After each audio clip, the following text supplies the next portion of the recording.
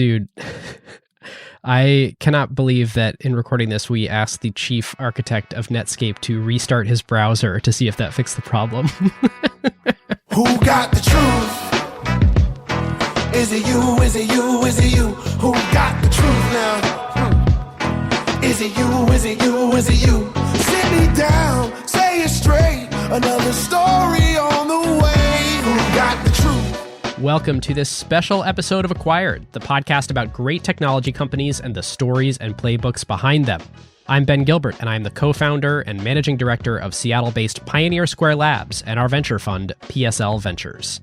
And I'm David Rosenthal, and I'm an angel investor based in San Francisco. And we are your hosts. Today's episode is a mashup between one of the newest things on the internet and the oldest things on the internet. Our guest today is Brendan Eich, CEO of the Brave Browser, an application right at the heart of the rapidly emerging Web3 world. It is arguably the single largest blockchain-based app with over 50 million monthly users. However, Brendan is no new kid on the block. He holds the credential of inventing JavaScript, a source of much joy and also much pain for many of you out there. And Brendan was the chief architect of Netscape and eventually became the CEO of Mozilla, the makers of Firefox. So you're saying 50 million MAUs is nice, but Brendan wants this to go a lot higher. It's crypto nice, but it's not browser nice. Yet. Yes, but it is rapidly growing. We had a wide-ranging conversation with Brendan that you'll hear today that bridged this old world and the new in some really fun ways. All right, listeners. Now is a great time to talk about a new partner of ours here on Acquired, Legora, the agentic operating system that is redefining how the world's best legal teams work. Yep, it's sort of obvious that AI is going to completely change the legal industry. I bet most of you listening have dropped a contract into some sort of AI chatbot out there. Legora took that insight and asked the question, what if you really built something with that power from the ground up for the legal industry? So the founders did exactly what great founders do, operate with obsessive customer focus. They embedded inside a massive law firm for months. They sat with the lawyers just watching how the work really gets done. And that's how you get features that customers love, like tabular review, where you drop in a folder of hundreds of contracts and it pulls every key term into a grid a lawyer can actually work with. Legora's bet here is interesting. Since it lets each lawyer handle more complexity, any given person can increase the quality of their work and do higher value work. And this means that the pie can grow even as each individual task takes less time. And they recently launched Legora Agent, offering greater intelligence and performance. The agent lets lawyers set an objective. Then it can handle the planning and the execution and delivery of the final product. Legal teams get to maintain full control and transparency since they're still involved where judgment is required. And Legora works where you already work. You can use it within Microsoft Word while redlining or drafting. The early Legora numbers essentially speak for themselves. When they have a head-to-head pilot with their top competitor, they win 70% of the time. Legora now has over 100,000 lawyers on the platform from 1,200 legal teams in 50 countries. And crazily, they went from 1 million to 100 million in ARR in about 18 months. Truly insane numbers. And that is the real test. Plenty of things demo well, but the question is whether a busy associate actually reaches for it during crunch time, or whether a partner trusts it before going into a conversation with a major client. If your legal team wants to check it out, whether you're a law firm or you're in-house at a company, you can learn more at legora.com/acquired and just tell them that Ben and David sent you. Well, if you want to hang out with us and discuss this episode, you should do that. We will all be there at acquired.fm/Slack. And if you want to go deeper behind these topics, especially crypto, you should come check out the LP show. It is deeper, nerdier, and covers a lot of more up-and-coming topics. It includes interviews with people like Roneil Runberg, who have built Audius, Joseph Gordon-Levitt on the startup Hit Record. What else did we do on the LP show recently? We talked with some of Solana and FTX's earlier investors from Race Capital. That's our newest LP show episode. You can find that in any podcast player by searching Acquired LP show. And of course, become an LP if you want to get super early access 2 weeks before everyone else and talk with us on Zoom calls every month or two. All right, as you know, none of this is investment advice. Do your own research. And now on to our interview with Brendan Eich. Brendan Eich, welcome to Acquired. Hi, thanks for having me. Great to have you here. We've been big fans of your work for a long time. Grew up using Firefox and the Mozilla browser before that and Netscape before that. And God knows I use plenty of JavaScript every day in all facets of my life. So my life would not be what it is without your work over the years. And of course, we are talking on Brave right now. That's great. Your JavaScript use keeps me in t-shirts. Well, we're going to go back and tell some of the story of what led to Brave, but I wanted to get it in your words first. What is the Brave browser? So Brave is a faster browser because it blocks all the trackers, many of which Google or its publishers or ad buyers depend on. And it's based on Chrome, the Chromium open source code. So if you were using Google Chrome, which kind of swept the market up to 70%, let's say, or more of market share, 2.65 billion users, they say, you should get off Chrome and you should use Brave. We tried to make something that's easy to switch to, but that's much more protective of your privacy. And this is an ongoing commitment on our part because it requires a lot of research and development. It requires fighting new kinds of tracking and fingerprinting that emerge. It also involves something we talked about from the beginning and we prototyped in Bitcoin, and that's the basic attention token system for users who choose to participating in private ads that are anonymous, but that pay them 70% of the revenue and that let them support their creators directly through the basic attention token. And that was something we wanted to do because we saw the privacy protection, which is, I think, every user's right and good and necessary, as nevertheless harmful to the current system of ad tech that publishers do depend on. So we wanted to get our users an option that wasn't privacy invading, that let them participate in funding creators. And if you don't want the private ads, you can still fund creators out of your own wallet. We wanted that feature too. So it's kind of a three-sided system, which is why we use the equilateral triangle for the BAT, basic attention token logo. We're trying to connect users, advertisers, and creators flexibly along all three legs of the triangle. Users who don't like ads can turn off the private ads. Users who want to earn from the private ads can then give it all back. Some users just earn and keep it. That's their right too. The problem that Brave solves is the tracking ads, the privacy invasion, because it has all sorts of bad effects I can get into. And users feel it right away. They feel the clutter. They feel the annoyance. They feel the page load delay. Sometimes the mobile pages never load. And there's sort of correlates of the page load problem, which are too much battery use and too much data plan used by all the ad scripts and the waterfall of programmatic advertising that daisy chains from hidden third party to hidden third party before an ad can show up. We block all that with Brave, but once you're in Brave, there's a whole new world of economics that's user-centric. And this is the really big idea of Brave. It's a user-first platform, and therefore it's built from your browser on your device out. That's where all your data feeds originate, all of them, not just the ones Google sees through its search engine or its many trackers around the web. I think it was an important realization that you had when starting Brave that all or virtually all activity stems from interacting between a user and a browser. And that is because of the tremendous rise of web apps, in large part, unfortunately, to the detriment of native apps that run on a desktop operating system. But that is enabled because of the ecosystem that was built around JavaScript. On the other side of things, the entire advertising and ad tracking and digital advertising ecosystem also is built on JavaScript. And so I think there's an unbelievable arc to everything that you've built over the years in deciding to approach this problem the way that you have now at this point in your career. You know, I was part of a project at Netscape that made the browser mass market. It made it commercially safe. Before Netscape, there wasn't a way to trust your credit card number flying across the wire. Netscape did so-called secure sockets layer. Yeah, SSL. So Netscape was working on making the web safe for e-commerce and useful for the site you went to. We didn't think about the third-party problem. And that's where, before I joined, there was a way to embed images in the browser. That was actually in Mosaic in 1993.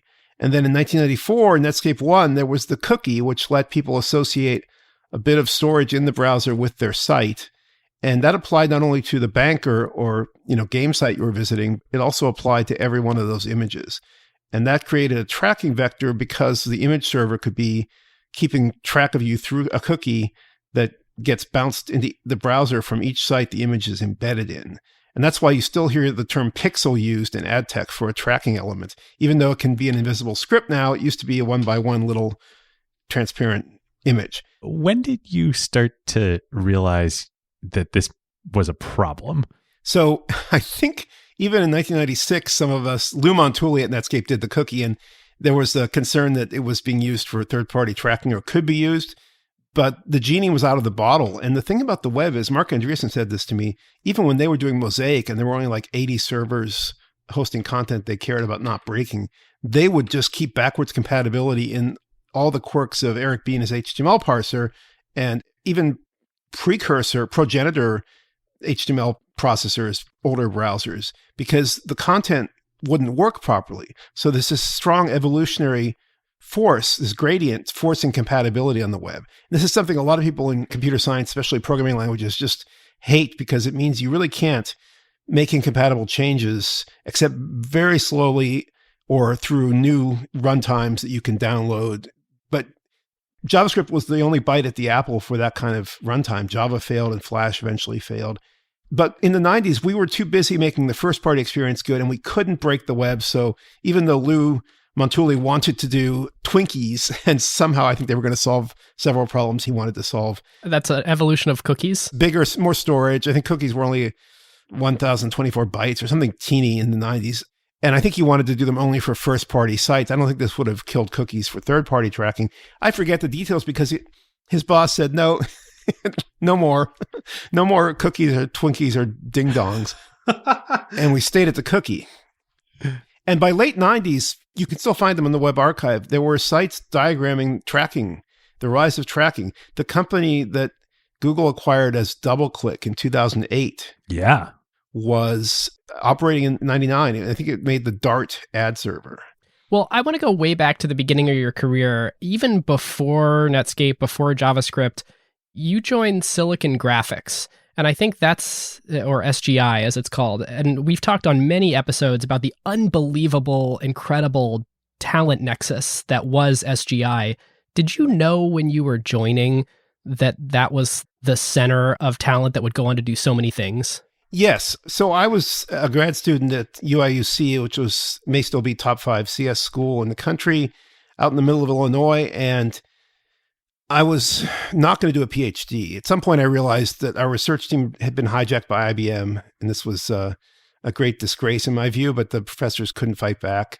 And we became sort of a QA team for IBM's failed attempt to get a little laptop computer, Motorola 68000-based computer they developed, repackaged as a workstation, a Unix workstation, because Unix workstations were super hot. Well, guess who came by UIUC to give a talk? Jim Clark, about Silicon Graphics, doing Unix workstations with VLSI 3D graphics. That was the whole company. And I almost right away said, I'm going to work for Jim. I interviewed at Sun. I was interested in programming language, so I interviewed on the compiler team. I wasn't experienced enough for them to hire. I liked the manager, Steve Muchnick. I met Eric Schmidt briefly. He was like director of software at the time at Sun. Then I interviewed at SGI and I signed on the bottom line, and it was great. SGI was super hot. It IPO'd after I joined. It, for a long time, had the best graphics, but that eventually got shrunk from VLSI to, GPU and now to system on a chip. And by 92, it had gotten big and divisional, and I said, I've got to get some more experience doing other things. So I left. I was kind of bored. It was political and divisional. Was this before or after Jim left? It was before, I think, because early on, Jim realized he wasn't CEO. So Ed McCracken was running it and Jim was on the board. But I think at some point, Jim had trouble as founder keeping control as usual due to dilution. And so by 94, Jim was starting Netscape and paired with Marc Andreessen. And I knew about that because of all my SGI friends. And SGI did the graphics for Jurassic Park, right? Jurassic Park. I know this. This is a Unix system. And they're not looking at a command line. They're looking at the SGI file system visualizer. But I got bored and I left. And SGI got big and kind of boring. And I could see why Clark left when I heard he was doing Netscape. Okay, so how did you find your way to Netscape then? So a friend from SGI who'd come in from a team at IBM, Jeff Weinstein, had gone ahead of me to a company called MicroUnity. And MicroUnity, you probably haven't heard of, but it's got a lot of patents and it's successfully litigated them from 20 years ago to maybe 10 years ago. I forget when they ran out of steam. I think it just made a ton of money off suing everybody. IBM, Motorola, Qualcomm, Broadcom, everybody. Because MicroUnity wanted to create a software programmable set-top box. And there's only one thing that I actually knew about MicroUnity coming into this. Wasn't the chief architect at MicroUnity the same person as both MIPS and Next with Steve Jobs? Craig Hansen might have been at Next. Yeah, now you remind me. Craig definitely was at MIPS. He did the floating point unit, the MIPS floating point unit. So he was the full architect at MicroUnity. So MicroUnity was like practical grad school for me because it didn't go anywhere. It was way too ambitious, right? It was doing a new chip, new semiconductor process, new chip, doing analog and digital on the same chip, I should say. It was doing basically everything except the radio front end that mixes down to baseband. It was doing in software. So all this stuff has come true over time, but trying to do all at once, you just run into the multiplication principle and your odds of success go to 1 in a billion or 10 billion. And they could have used the fab to make SRAMs, but I think it was too boring. I think Moose was really ambitious. He wanted to change the world. He wanted to be the new Howard Hughes in some ways. And he did make a lot of money off the patents. Okay, so did a big crew of those folks leave to go to Netscape, or was that you on your own? Well, it was Jeff Weinstein and I jumped to Netscape within the same week. We're still young and naive. We should have made a company and sold it. We would have gotten 4 times the options. Just as we arrived, we saw some other teams doing that, and they weren't as good. But I can't complain. I mean, it was always the case when you're coming into these systems that you don't know exactly what's going on with the company. But I got there in April of 1995, on April 3rd, I think, and the IPO was sometime in August. So, it was a huge rocket. And it was, to me, a little bit scandalous because in the 80s, SGI had to have 3 profitable quarters before it could IPO, whereas Netscape just went on forward speculation and forward multiples and it was not profitable. But that was the 90s and that started it all. But there was real revenue there. Well, so the browser was charged for in commercial settings. And Netscape used the IPO to buy a bunch of server-side companies and projects, the LDAP team from University of Michigan, Tim Howes and company, the Kiva app server, a bunch of Java investments, even started building a Java jitting runtime to rival Hotspot, which Sun had bought Anamorphic to build. The Netscape version was called Electrical Fire, and it was being developed by this super brain from MIT, Waldemar Horwath. But Netscape couldn't pull it off, and Sun was going to win with Hotspot. So I rescued Waldemar to take over JavaScript in late 97, and I went off to found Mozilla.org after I'd standardized JavaScript. So AOL comes in, they buy Netscape. All those guys you just mentioned, most of them, they go to Loud Cloud. You go in the Mozilla direction. Yeah. My CV is really short, and I tend to stick with things. And the thing was, the browser was not done yet. Microsoft had simply killed Netscape by bundling IE, which it copied and sort of acquired pieces of through Spyglass. Which bought Mosaic. And it sort of kept iterating like it does. So the first version was not real, and the second version was kind of a joke. And the third version was starting to tell you where it could get to. And the fourth version was quite good on Windows, pretty much only on Windows. And meanwhile, they were bundling it with Windows, 95 and then 98. And they got convicted in the US v. Microsoft case for this because it's not illegal to acquire monopoly through, let's say, merit or a sweetheart deal with IBM to be the OS for the PC. I don't know why IBM gave Microsoft that. It's a little suspect, but whatever. They had the Windows monopoly, but what they did in tying the browser to it and threatening Compaq with revocation of the Windows license if Compaq shipped Netscape as the default browser was illegal, and they got convicted for it. But it was too late to save Netscape. And yet a few executives, Mark and Eric Hahn and others, wanted to save something through open source. Commercial open source in the form of Linux was up and Red Hat was up and running. People were excited about the idea of doing a commercial open source project out of the remains of Netscape, at least in the browser team. So Jamie Zawinski kind of led it definitionally and spiritually and as the community manager. And I did the tech side. And we had a bunch of IT people and a couple of tools people who helped us build things that are now taken for granted or now standard on GitHub. And we realized there was this amazing synergy doing something like a dynamic language on the server to generate HTML that has JavaScript automating it. All that stuff was super slick to do in sort of a full stack way. And this was in like 96 and it prefigured everything that came after in DHTML and Ajax. It was pretty cool that you guys were doing this in open source, right? Yeah, I mean, initially Netscape was closed. When we opened it up, we threw this tarball out there. But as we worked on these tools, it got better. We couldn't drag the mail news team out. They'd been sort of messing up Netscape 4 mail news, and they didn't like open source. But eventually it all got rewritten and redone. We even created a portable front-end stack using XML, which was all the rage then. We call it our Zool, XUL, after Ghostbusters. Which became the way that you would write the original browser plugins for Firefox and presumably the Mozilla browser before that. Yes, and the Mozilla Suite was pretty much the un-Netscaped, to use ungoogled as an analogy, the un-Netscaped version of the code. And this actually started winning users because AOL bought Netscape and started festooning Netscape with ICQ buttons and AIM buttons and things like that.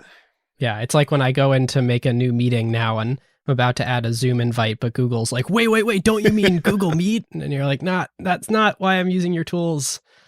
No, not what I mean. Okay, so we're now at this point where you're on your own with Mozilla. You've taken the code out of Netscape. It's being developed in the open. Firefox at some point became, over a quarter of the browser market share. So how did it evolve from, hey, we're going to take an open source version of the browser that Microsoft illegally killed and turn into this thing that sort of breathed new life into the browser ecosystem? We had this idea, and Eric Hahn and Marc had this idea that there would be an escape pod containing the browser code, and it would somehow, land on Tatooine, and the message would get through, and things would come back later. But no one knew how. And conventional wisdom from 1998 on in the Valley was, the browser's done. IE is it forever. Give up. Just like today or a couple years ago with Chrome, right? It goes in cycles. But we also had this sort of boat anchor of the Mozilla suite, because like I said, the 90s had a lot of suites. I think Netscape made a mistake in 96 when they bought a company to go after Lotus Notes because it didn't work. And they took the Netscape 2 and 3 mail reader and news reader, which Jamie and Terry Weissman, who I've mentioned, worked on and did a pretty good job on in a very short time. And they threw it away, or kind of threw most of it away, and did a Windows-only groupware sort of version that was late and delayed all of Netscape 4. And that really hurt. And they were the people who didn't want to do open source either. But that did not help Netscape. It did not take down Lotus Notes. And Mozilla had to figure out, are we doing a suite? Do we want this albatross of 90s suiteware? And it took a while, because like I said, we were underfunded at first. And in fact, as AOL ingested Netscape, which at first didn't involve any digestive enzymes, it was like arm's length, they started wondering what they bought and why. And so for the first 2 years, I think 99 and 2000, the head of Netscape division was decapitated. And somebody I liked, a nice guy I mentioned, took their place. But it didn't go well for Mozilla. It meant Mozilla was considered the enemy because most of the employees initially were the contributors. And it was rare to find outside contributors. Chris Blizzard at Red Hat was a contributor. We encouraged people in open source, especially in Linux, to work on the code and send, patches or get CVS commit rights. We tried to give those away. So a lot of the job in the early days was trying to build up the mostly volunteer community to countervail the Netscape employees who were not all top notch at that point. And after a year, nothing much changed. And Jamie said, I give up. I consider it a failure. He wrote an essay you can still find. So he quit, but we kept going. And even though we had to be the basis for this suite, because we stripped out the ICQ and AIM buttons, Mozilla got popular. We were doing releases, binaries, because we wanted testers. That was a big change too. A lot of open source projects said, there's the code, build it yourself. Right. Which, of course, like 99% of people who could use the software are immediately out right away because they're not going to, yes, compile on their local machines. And of course, once you build the software and release it, you're getting people who don't know which end of the internet is which, but they give you good feedback. And there's a whole sort of layers of the onion from your lead users or your actual hackers who do know software out to, let's say, web savvy, but less experienced folks, out to the average people who don't know the difference between a search engine and a browser. And so we started growing Mozilla even before Firefox in a way that I think kind of shamed and threatened Netscape. But Netscape was also getting these annual decapitations. And so by 2003, we learned through our IBM friends that it was going to be curtains for the Netscape division.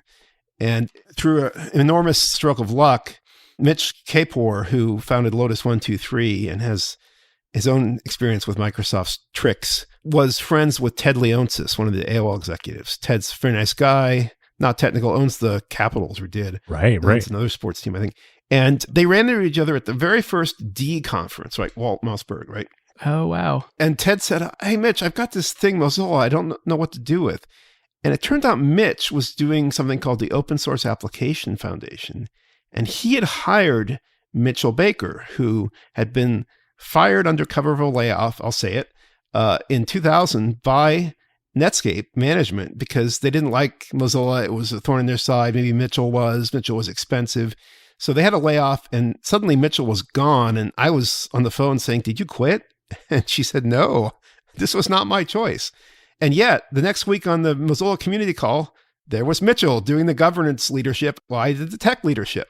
So, the Netscape management that tried to get rid of her were grinding their teeth at this point. They couldn't kill Mozilla. They couldn't decapitate it, as the Netscape division had its head taken off annually.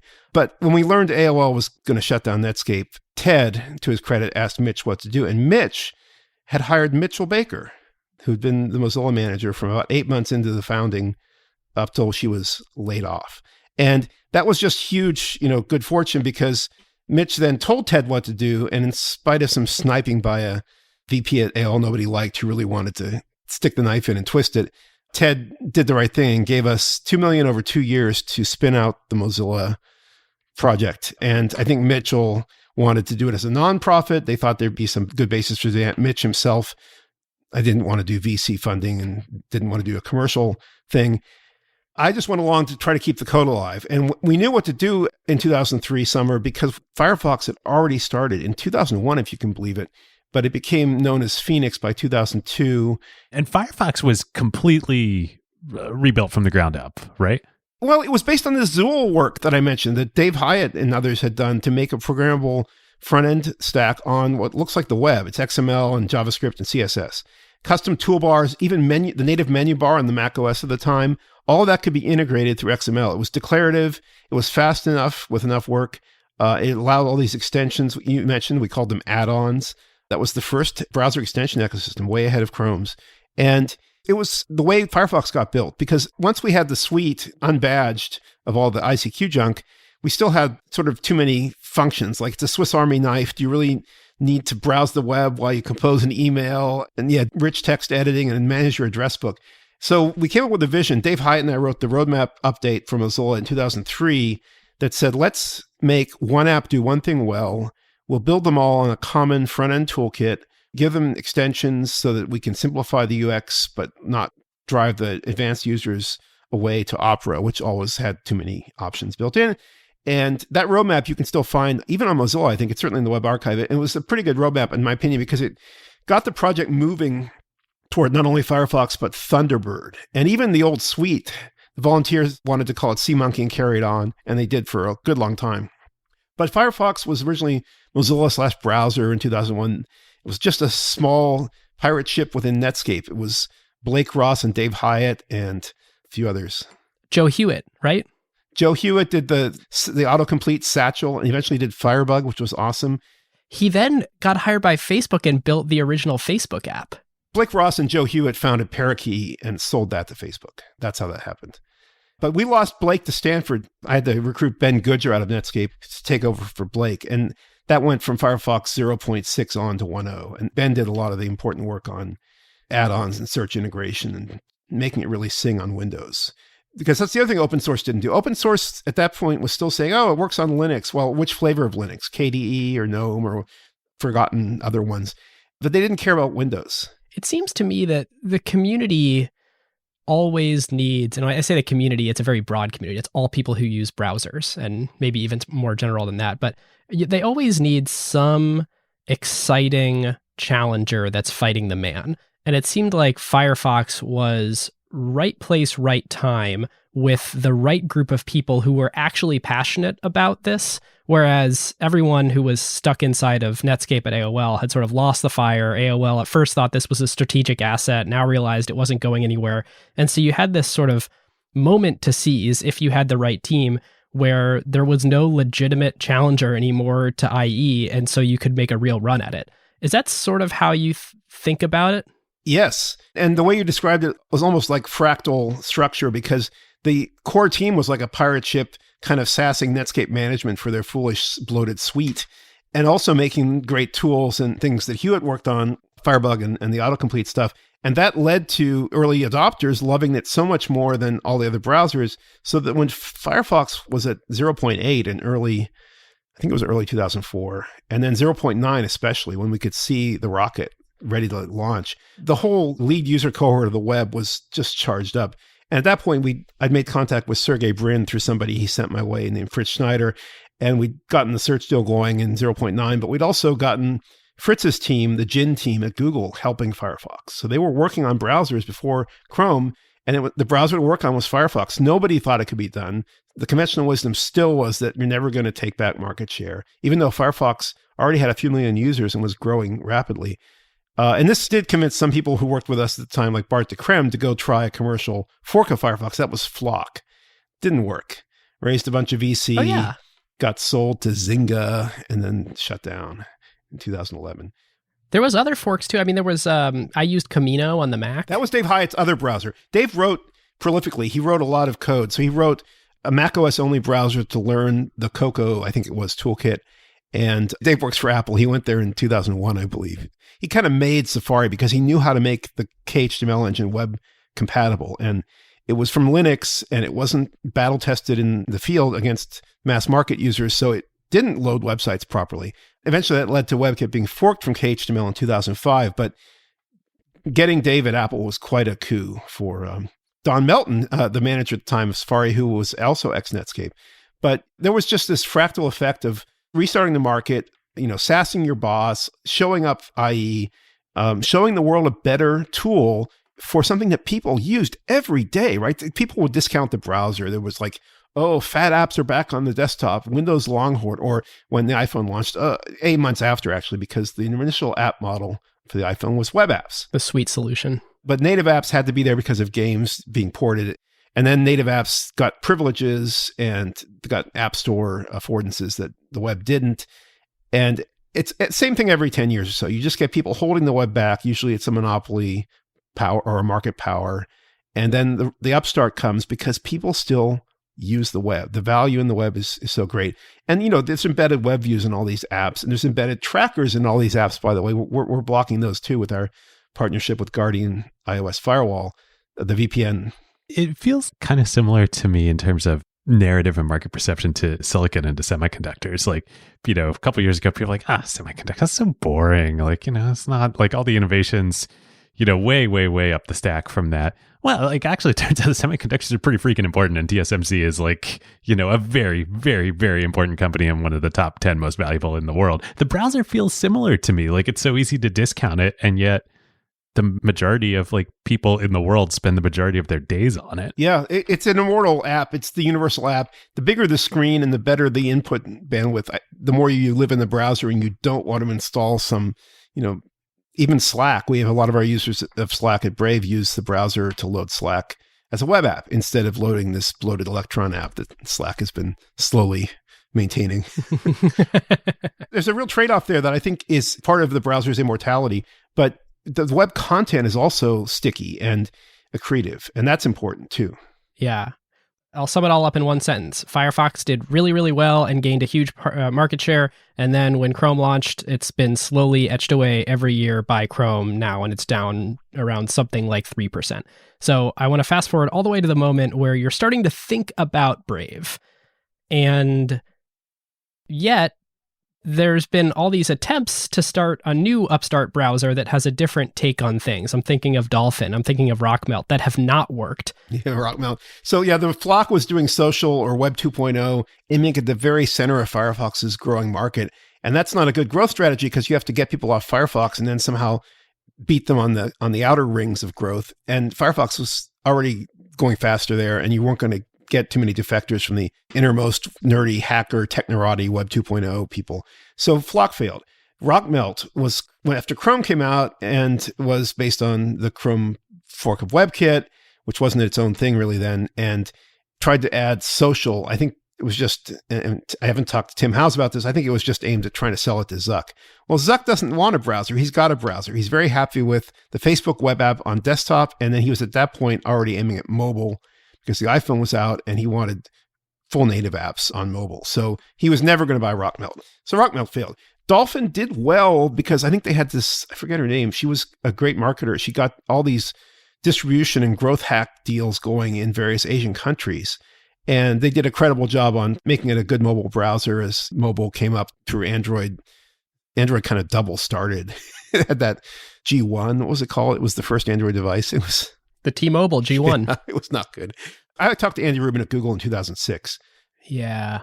But Android took a while to get anywhere near decent, and I still can't use it, even though I've got many complaints about Apple. Am I remembering right that Dolphin at some point, I don't think originally, but maybe later in its life, pivoted to be like, oh, we're privacy focused, right? So like people were starting to think about this. Everybody's doing that now. They're putting privacy perfume on without taking a shower in some cases. Oh, I love it. But one of the big browsers that succeeded in Asia besides Dolphin was UCWeb. And UCWeb grew against Chrome in Indonesia and Bangladesh and India. In some Indian states, it had more share than Chrome. And one of the things we noticed that UCWeb did was it blocked ads. So having done Firefox and been in the situation where we didn't even have the best privacy features, it's kind of embarrassing, but it's true. Mozilla did not lead on privacy as well as Steve Jobs did at Apple. The very first Safari had private windows. It had a third-party cookie blocker. Neither of these things were in Firefox at the time. Private windows came in quickly. We never shipped a third-party cookie blocker in my time there. There was always concern about rocking the boat. I have to say there was probably some implicit concern about the Google search partnership and what would be the effect on that. Because, of course, the vast majority of Mozilla's revenue comes from the Google search deal to use Google as the default and get paid hundreds of millions of dollars from Google. Yeah, it really was the one big trick for funding Mozilla. And it was, good while it lasted, but it also foretold Google doing its own browser, right? We could see this coming too. We didn't want to take so much revenue in the deal that it became cheaper for them to do Chrome. So we tried to adjust that. But all we did was defer Chrome maybe a few months, a year at most. It wasn't clear we deferred it at all. Because by 2005, Dave Hyatt and Maciej Stakovic and others at Apple had said, let's stop patch bombing KHTML. Let's make our own little mini Mozilla. It'll be run by Apple, but it'll be webkit.org and it'll be a proper open source project. And good for them. They did it. And that became the basis for not only what they put in Safari, but for Chrome. So there was a gleam in Larry Page's eyes when last I saw him, 2005. He was saying, yeah, WebKit's so clean. I'm like, Larry, go do your own browser. It's fine. Don't worry about Firefox. You should do your own browser. So we knew that in 2006 they were doing it. We knew that they were at that point pulling people off Firefox. And that some of the people I'd worked with at AOL or at Mozilla were working on a prototype. And it took them a while to get it out. Chrome came out on September 1st, 2008. And it wasn't really, at first, clearly about fast JavaScript or all the stuff that people think of. It was more about isolating the Flash player so that when it crashes in a tab, it doesn't drag your whole browser down. Yes. Yes. And that comic that they shipped was just freaking brilliant as a marketing strategy for the nerds out there that would really appreciate process-isolated tabs. Yeah, it had everything. It had Lars Bach about V8. It had Darren Fisher, who I'd worked with at AOL. But at some point, I don't know when, I heard this from a friend who was at Google. Larry sat up and said, wait, we're running a search advertising business and Chrome isn't tracking our users? What are we doing wrong? And so in 2016, Google's privacy policy changed. This was after I started Brave, but I'll tell the full story of Brave by starting there, because at that point, ProPublica noticed, The Guardian republished their piece. They sort of said Google's crossed the Rubicon. They've connected all their data into one big ad exchange and data collection system. With a carve out for Google Analytics, it's not clear how much Google Analytics is private anymore. And Chrome, if you sign into the browser, which was a separate feature in the upper right corner, using your Google account, then you're tracked for ad targeting. It's Google's business. But a lot of people didn't know this, and some people didn't sign into the browser. Well, in 2018, September, Google said, gosh darn it, people aren't signing into the browser enough. We're going to just do it whenever you sign in to Gmail or YouTube in a tab. We'll just sign you in across all the tabs and we'll track you. Oh, wow. If you don't like it, you can opt out in the Google account settings. Yeah, right. But nobody's going to do that. And I do. I mean, yeah, you'll do that. But like, I used to do talks at conferences, ask how many people were using Chrome, how many people knew this, how many people opted out. And the hands, were numerous, and then they started falling, and then there were red faces and consternation. This is not just Google. I pick on them because they became the biggest, and buying DoubleClick was an earlier sort of Rubicon they crossed, because I think Sergey told a friend of mine in 2003, we would never do like tracking for ads on publisher pages that tied into our search ads. We would never track across the web. That would be evil. Oops. Well, it changed. Well, the definition of evil shifts depends on how large the incentives are. Yeah, and going public also just puts a fiduciary duty to your shareholders on you that is hard to resist. And this is kind of the animal, the blind, voracious beast of capitalism. So when I was thinking about Brave, I realized not only had Mozilla become captured by its search partner and was probably going to die because it couldn't compete, not just on Chrome intrinsic qualities, but on distribution, which really matters at scale. You have to pay for it, right? Microsoft had woken up and was doing IE and finally did Edge. And this was before they switched Edge to be based on Chromium.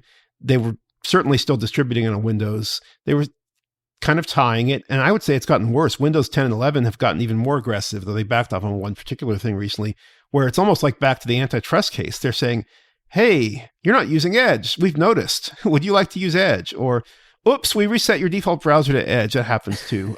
And this is a problem for Google. So Google has to pay to distribute Chrome. Mozilla doesn't have the resources to do this. Our growth with Firefox when I was there was completely organic, I think. And it probably was mostly organic after I left. They might have done a little growth hacking. So, and they never got big on mobile. I'd love your explanation. And again, I don't ask this because I don't have thoughts myself, but I want to hear from you. Why is it bad to be tracked? Yeah, people sometimes, if they're savvy, they'll remember Richelieu's epigram. I don't know if it really came from him. Give me 6 sentences from the most honest man and I'll find a way to hang him, right? Snowden changed things. People realized, wait a minute, there's violations of federal law here. Google engineers who've been using telco dark fiber without encrypting their backbone traffic were outraged, I think. And data breaches bother people. And the third-party problem I mentioned, those embedded pixels and all those embedded scripts, you don't know where your data is going. It's not just that it's tracking you to give you a better deal or to make your ads more personalized on a website. That data is flying out the window, and it's going into stuff that is available to not only the dark web, but just available publicly. A horrifying story, I won't name names. We have a vendor at Brave that has information on people. It shared it with Experian. We didn't know this was happening. I don't know if there's a privacy law that was breached. We believe their privacy policy was breached by their own action or their setting of this as a default that we didn't know we had to opt out of. Experian is just breach city, right? These are jokes. It's criminal. I don't know if it's literally criminal, but it feels criminal. Right. So consciousness of privacy as something where you're unsafe if you're tracked grew. Initially, it was like, I don't care, track me. I have no privacy. Just make my experience more personal. And then it became, wait a minute, there's some third party or seventh party, 7 degrees of Kevin Bacon. There's somebody in, Russia who's tracking me. That's no good. There's somebody playing games to track me around physical world using geofencing. That's possible with ads. And it's been done probably by malicious actors. There's spy stuff going on. People realized that this was a bigger problem than just, something somewhere has some dossier on me. Because once you have a dossier on a server, it's very likely it's going to get copied or leaked, and it's going to be in 100 servers or 1,000 servers. And you won't know where it is or to what bad uses will be put.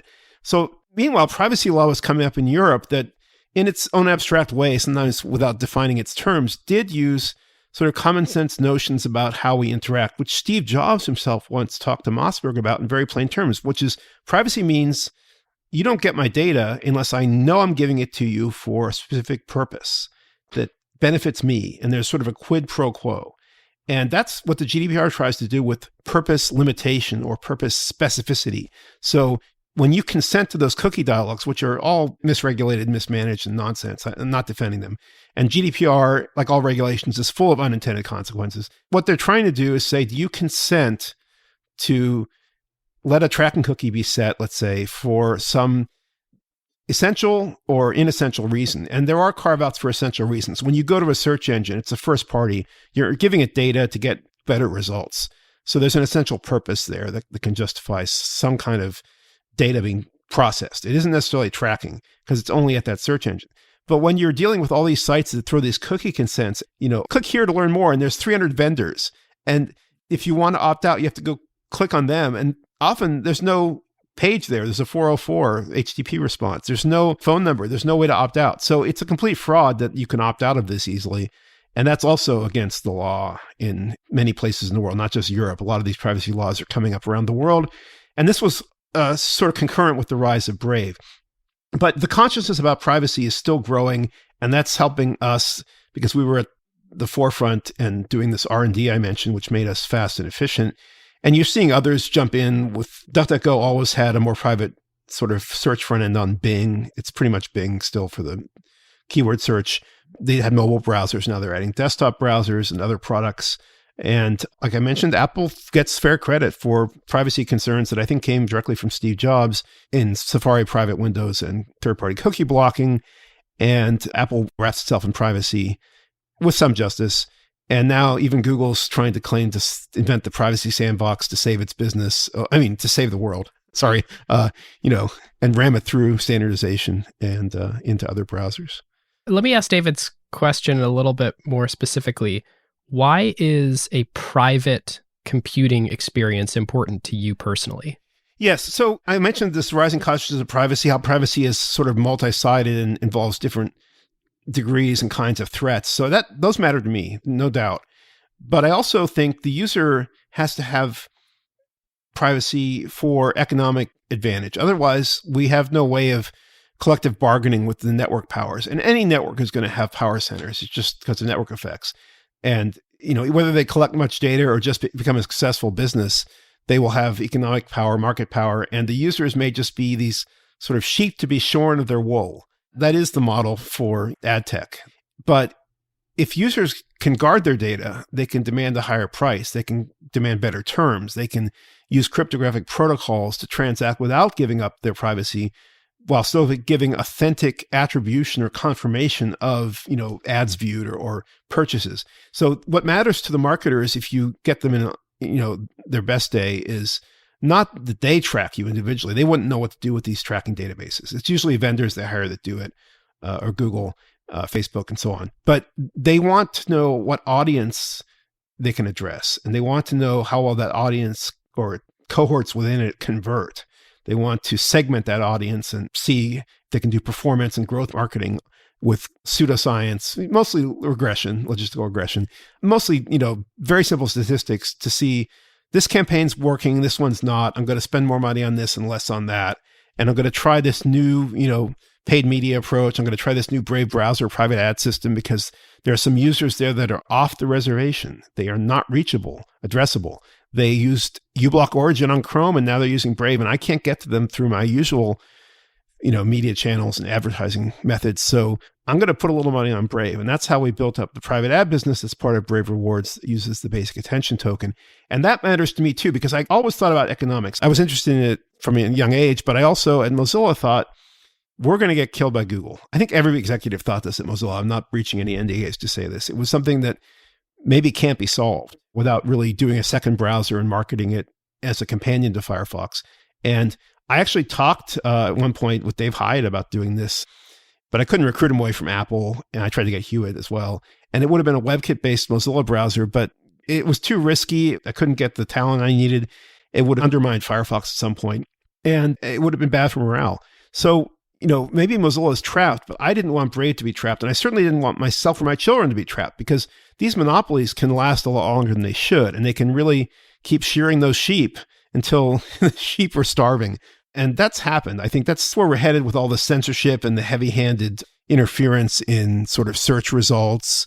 Demonetization of YouTubers in 2015 started, and it wasn't just over atrocious content that should be censored because otherwise you're going to just have people after you and you're going to lose viewers. It was over all sorts of things that nobody could understand, and they were just losing money as YouTube creators. Like these were just creators who were talking about their hobbies, and they found their ad revenue going down. Oh, totally. Yeah, Google changes YouTube algorithms, Facebook changes Instagram or Facebook algorithms, and like it completely wipes the table of whole, sectors of creators. Yeah, in the UK, there were actual regulatory cases involving this search algorithm, SEO sort of change. Matt Cutts, when he was at Google, used to blog, and he tried to be transparent about it, but it was clear Google had a lot of power, and there's sort of a black box that they're operating inside of, and it's a casino. The house always wins. So I wanted to use something that we knew about in the old days of computing, where you were the system administrator of your department's mini computer or your lab's mini computer, or you were your PC's administrator.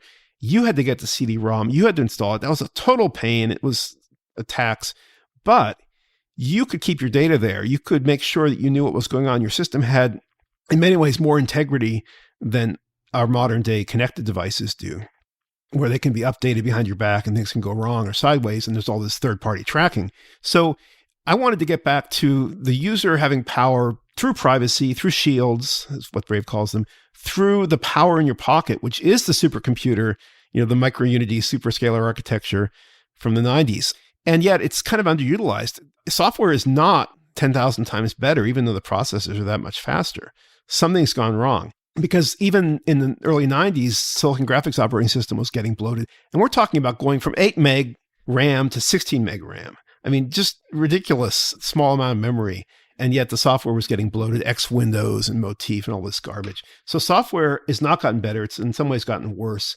And I wanted Brave to wave the flag of better software, tighter software that defends your privacy because it gives you economic bargaining power, a chance at changing the topology of the network where, again, there's always going to be central powers that come and go and accumulate wealth. But if the users can fight back, they can have, let's say, other options like cryptocurrencies and tokens and smart contract systems. Well, I was going to say, maybe for the majority of people out there, when you were starting Brave, yeah, like, economic power, I get it. Like Google, Facebook, they've got power. But how on earth would I ever, as an individual, have economic power? Wasn't our pitch. Our pitch was private, fast, low battery use. And we actually, at Mobile World Congress 2019, this Green Spectre company from the UK came by and said, yeah, we've measured. You're the least power-hungry browser on Android. It was awesome because it confirmed our own research team's results. But you have to sell with what people feel every day. What they feel is that page load lag. They feel that battery being drained. They feel the data plan. Even though they may be on an unlimited data plan, there's still ways they perceive it. But now, I mean, I imagine it feels real to people that like, yeah, I can make money with my attention on the internet. Like it feels very real to people. It's so funny because we have different tiers of ad rate card around the world because it's easier to get ad buyers in the US and paying the most in the UK and Europe after and so on. And so we have a lot of fans around the world who are in lower tier regions and they aren't making as much, but it may go a longer way for them. It isn't like we're trying to make people rich or we're doing a pump and dump. We're trying to make users get 70% of the revenue of a growing business that if you look at online and digital advertising, it's still 300 billion plus a year. That's a huge business. If we just get, 1% of that and we share 70% of that with our users, that's at 2.1 billion, right? So to be super crisp, to make sure listeners understand it, an ad is displayed to me, and this is an ad that's purchased through the Brave ad network where the advertiser is willing to say, look, I know that this isn't going to do a bunch of crazy targeting stuff. This is just going on to the Brave ad network. A user views that ad, and then 70% of the revenue from that ad shows up in the user's wallet in the form of the basic attention token. Yes. So when you say network, people think tracking because networks have lots of ways to track. So what we do instead is we put all the ads into a catalog through a link to the creative for the ad, the image or web page or video that's in an edge cache somewhere. We don't consider that an adversary. The link to the ad and some keywords about the ad go into a catalog, and the catalog gets updated to a large number of people in each region, and it gets updated several times a day the same way for everyone. So you are not identified by downloading that catalog. It's kind of like getting a safe anti-phishing list or a safe browsing list, anti-malware site list. And that's how we solve the problem of ad networks that today in conventional ad tech will track you on the front side and take all your data even before they've decided what ad to show you. We do the decisioning in the browser based on this catalog. So all the machine learning on the mother of all data feeds I mentioned earlier is in browser. It's only on if you opt into the system, by the way. It's not turned on normally. And that's what does the ad matching. I see. Yeah, so I'm wondering how, I was definitely buying some ads on Facebook for startups I was involved with in 2015, 16, and it was unfreaking real, the level of targeting. You could target one person. Yes. And as an advertiser, you're like, this is magic. I can acquire exactly the customers that I want. Of course, that's at the expense of the users, and Facebook has walked back a lot of this and made it more broad. Is there some measure of an advertiser being able to tell you, hey, these are the types of customers I want? Or is it like buying a billboard on the highway? Yes. So we're big enough now, and even when we started, we were big enough that we can do some very coarse segmentation, which does not let people be re-identified. Because the problem with the targeting systems you mentioned is they can, like you said, target one person. I think LaTanya Sweeney said in the US, if someone's birth date, gender, and zip code are known, they can be individually identified, re-identified. So obviously, we're not going to give out any information to advertisers ahead of time, but we do have ways of sampling our audience to very coarsely segment it so you can address those segments. And some of those keywords in the catalog express those segments. They're basically segment identifiers. And separately, the machine learning in the browser develops an opinion about you from your search queries, your clicking, what pages you visit, all that stuff about what segments you might fall into, and then the matching occurs. So we're using, support vector machines and Bayesian sort of fairly simple stuff. It doesn't burn your battery. We don't need TensorFlow or a cloud supercomputer to do this kind of machine learning. And that does a pretty good job. A lot of ad tech is not as precise as you think. Facebook said they could target that person, and they could often, but sometimes there were fraud actors. Not so much on their native apps, but on publisher pages. There's a ton of fraud in online digital advertising because JavaScript is used on these publisher pages. And I designed JavaScript on purpose. This was very intentional. I think it was the right decision to be a mutable environment. It's global environment. All the standard objects and the document objects are mutable. You can overwrite them. You can mock up lookalikes, and you can forward load something that looks like the next year's version of a standard object.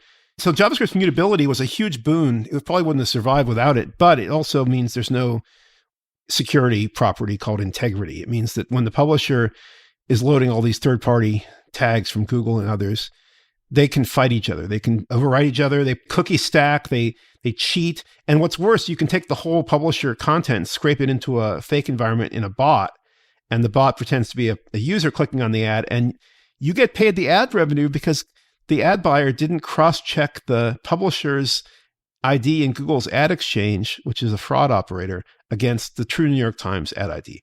It's bad. And that Google still gets the fee when this advertising money is stolen by fraudsters makes Google complicit with the fraudsters to some degree. It misaligns the interests again. It's a conflict of interest.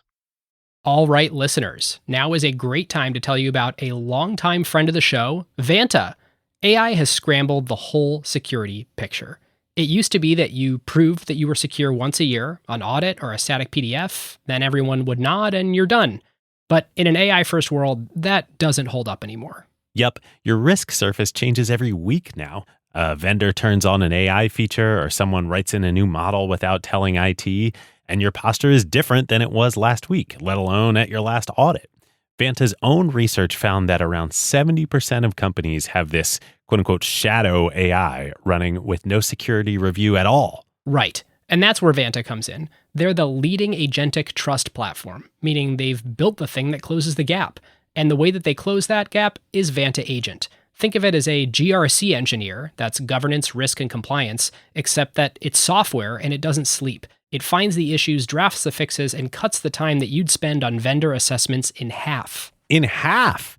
Which is exactly why more than 16,000 companies today run on Vanta. Companies like Ramp, Cursor, and Snowflake all stay audit ready and catch the risks that crop up between audits across every vendor, every AI tool, the whole environment. And that's the real value. Trust has to be continuous now, which is why Vanta automates your security, your compliance, and the work to earn and prove trust. We're huge fans of Vanta over here, and literally hundreds of acquired listeners have become Vanta customers at their companies over the years. So you can get $1,000 off Vanta at vanta.com/acquired. That's VANTA.com/acquired for $1,000 off. And just tell them that Ben and David sent you.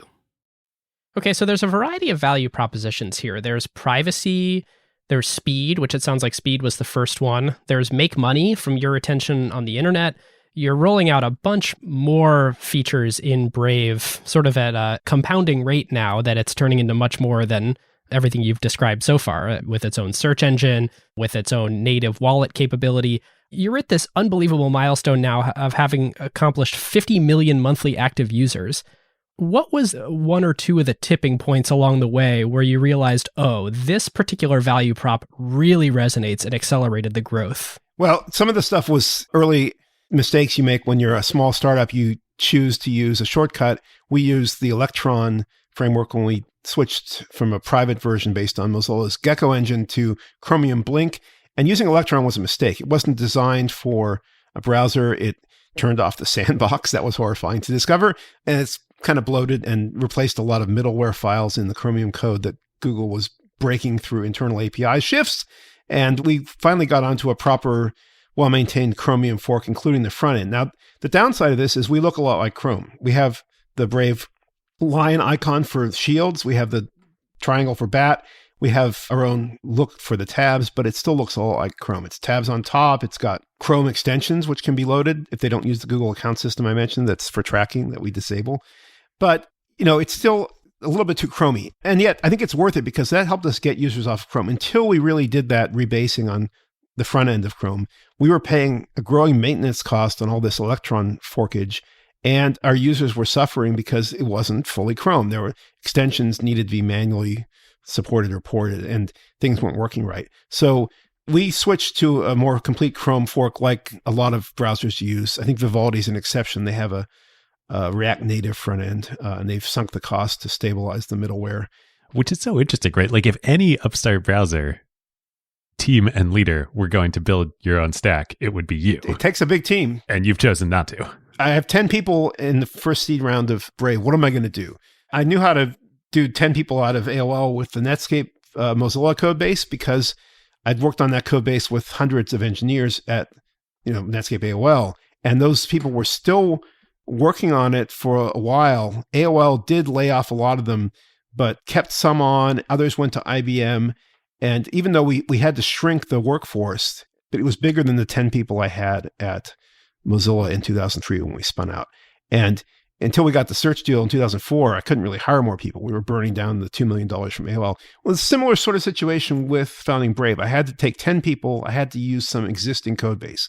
And we did start with Mozilla Gecko in a multi-process sandboxed framework called Graphene that was part of Firefox OS, which I'd worked on. But it just lost on this big spreadsheet we did where we just scored it against Chromium Blink, and it just lost on too many rows. It was, what are we going to do for DRM? Oh, at the time, Firefox has a custom Adobe deal. We can't partake of that, even if we use the Gecko source. We have to go get Google Widevine, which Google made free as in beer, even though DRM is a closed source. It was bad, but you have to have it. People, not just Netflix, Amazon Prime, Hulu, et cetera. So what are we going to do? Well, Google's giving it out, but they're really only giving it out for Chromium-based browsers. And so we did that. And there were just 100 other paper cuts or major issues like that. Gecko was never big on mobile because Mozilla was never big on mobile.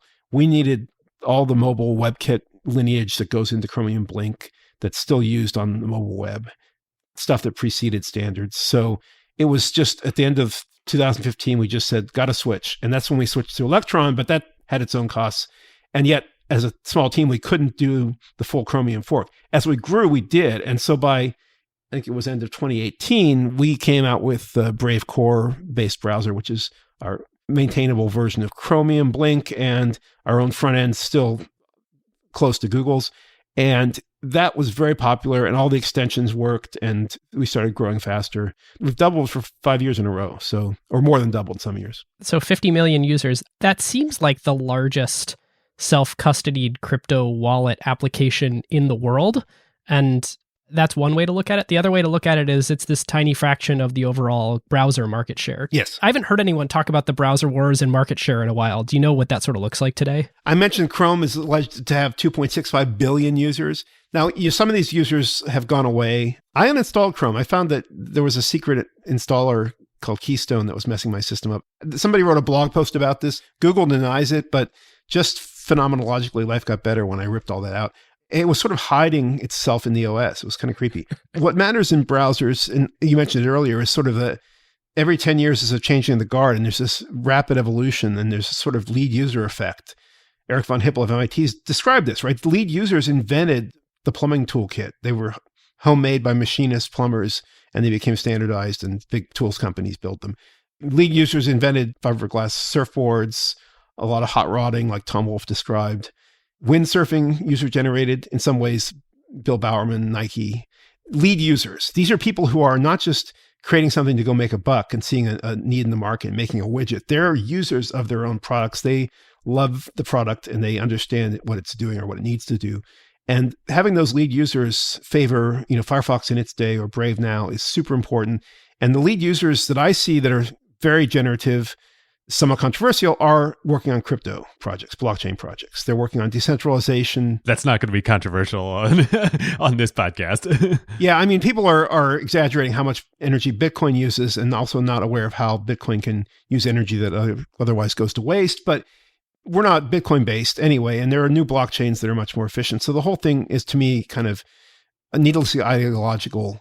Yes, not a controversial statement on Acquired that the most interesting founders, technologists, et cetera, are by and large focusing on Web3 and crypto right now. Chris Dixon of Andreessen Horowitz wrote this essay about Ethereum the other year and talked about how he saw the developer, animal spirits just rallying around it. And it's true. And then Ethereum got slow and the fees were too high. But in some ways, it's like Unix, the Ethereum virtual machine now, the bytecode and the smart contract system with some transportation cost, if it's not directly portable, is supported on other chains. Polygon, obviously, Avalanche's C chain is an EVM compatible, like the Unix system call table being copied into different flavors of Unix. The sort of design DNA spreads easier than code DNA because code has hard requirements, not all of which are known or tested for. But design can be copied. And in this case, even with the EVM compatibles, the code can be tested to interoperation, just like we had different NFS servers that had different code lineages interoperating and different TCP/IP stacks interoperating. So I think Dixon's essay was on point, even though people decry Ethereum's slowness and high gas fees. And the new chains are just super exciting to the extent that you can port your code. There are EVM cross-compiler and interpreter solutions on Solana. And there's the C chain and other direct EVM compatibles on other chains. It seems like your strategy with embracing not just the blockchain, but becoming an economic player in the blockchain ecosystem has been, initially there was the basic attention token, and I don't think that those were actually deposited on-chain into Ethereum wallets. Is that correct? In our system, because of regulations, not just in the US, if we send an ad revenue share to some unknown self-custody wallet, we're going to get in trouble, including big trouble if it's, somebody named Osama bin Laden, right? So there's not just FinCEN, which looks at money laundering carefully. People grumble about KYC, know your customer. Why am I identifying myself with a custodian in order to get my basic attention token? Well, it isn't KYC for its own sake, and it's not just a one and done. They have to sometimes check again. In fact, there's a problem right now where they're making some people in Europe fill out a survey to do more diligence. But KYC serves as a means to an end. The end is anti-money laundering. It's identifying all these flows. And, some of the crypto noobs also think, well, I should just go on chain and then I'm anonymous. No, you're going to get re-identified through blockchain forensics, right? In the same way that it's not hard based on a zip code and a gender and a birth date or whatever to singly identify you, at some point, someone will be able to just run your wallet or wallets, and it already happens today, through some de-anonymizer and be like, oh, I know who this is. Right. So for our system with users getting ad revenue share and publishers then getting creators on YouTube getting, tips or recurring donations, just 10 of those or so could fingerprint you as a user, right? If there are a few bits each, that's enough bits to fingerprint you. It's a unique identifier that can count everybody in the world.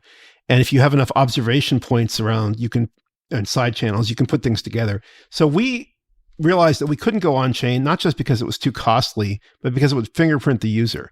And the answer in the long run is zero-knowledge proof. So our next generation ad system, which is aiming at Solana, is called Themis. It uses a black box accumulator in the browser to build up an authentic, cryptographically secure ad performance set of numbers that can then be put into a zero-knowledge proof system directly on chain, and the ad buyer can verify for themselves from the terms of the proof that the ad performed. That's the magic of zero-knowledge proofs. By verifying it, you can believe the truth claims. And we're trying to move on chain with that very soon with Solana, which is exciting, but we're still burdened by the regulations that require not only the anti-money laundering, but also the Office of Foreign Asset Controls in the US. Don't send to a self-custody wallet that's owned by somebody on the FBI's top 10 list, right? Or you'll do federal time for that. So, people get mad at me like, why must I KYC? And they think I'm some kind of, crypto hater. No, I love on-chain direct. I've done it. I've paid one of the auditors for our smart contracts for the basic attention token got paid on-chain, and it was great. Much better than sending a bank wire. But there are problems if you want privacy right now and you want to comply with these regulations, which have pernicious penalties. So we're working toward a more decentralized future, and we'll have to see how it goes. The great thing about crypto is I see a lot of now banks, Jamie Dimon did a heel turn from saying Bitcoin's a Ponzi to, oh, my blockchain's great. And family offices and companies are into crypto. The old big tech guard aren't, though. Facebook tried with Libra, now Diem, but really got hurt. Politicians didn't like Facebook, and it wasn't really clear why you'd want it, instead of another existing crypto.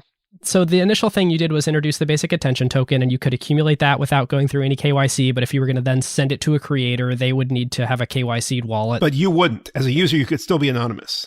But it seems like now you first forked MetaMask to make a Brave wallet. Now you're building your own native Brave wallet directly into the browser, which is totally a thing that Safari could do, that Chrome could do, and it doesn't seem like they're going to do that for a long time. So you're going to be the first browser with a native, secure, on-chain wallet, hot wallet, directly baked into the browser. It's a refrain from the early days of Firefox. Opera had it first.